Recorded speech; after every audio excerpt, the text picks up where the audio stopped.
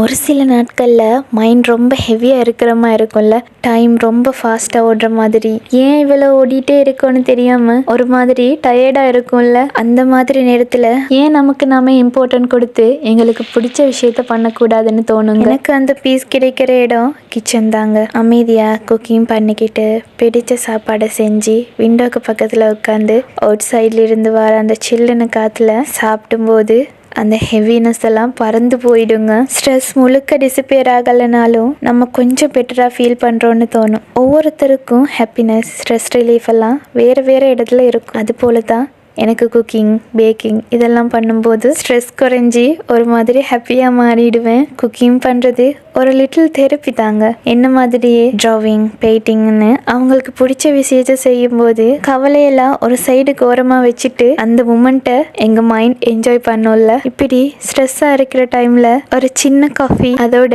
உங்களுக்கு பிடிச்ச ஏதோ ஒரு விஷயத்த பண்ணி பாருங்க. ஸ்ட்ரெஸ் குறைஞ்சி கொஞ்சம் காமாவீங்க. பேசிட்டே ஸ்பைசி மட்டன் கிரேவியையும் ஃப்ரைட் ரைஸையும் செஞ்சு முடிச்சிட்டோம். இதோட டேஸ்ட் சொல்லவே வேண்டாம். பார்க்கும்போது எப்படி இருக்குன்னு தெரியும். இன்ஷா அல்லாஹ் நீங்களும் கண்டிப்பாக ட்ரை பண்ணி பாருங்க. இதோட ஃபுல் வீடியோ டீட்டெயில்டாக நம்ம சேனலில் அப்லோட் பண்ணியிருக்கோம். இன்ட்ரெஸ்டாக இருந்தீங்கன்னா செக் பண்ணி பார்த்துக்கோங்க. முடிஞ்சா அந்த சப்ஸ்கிரைபையும் தட்டி வச்சுக்கோங்க.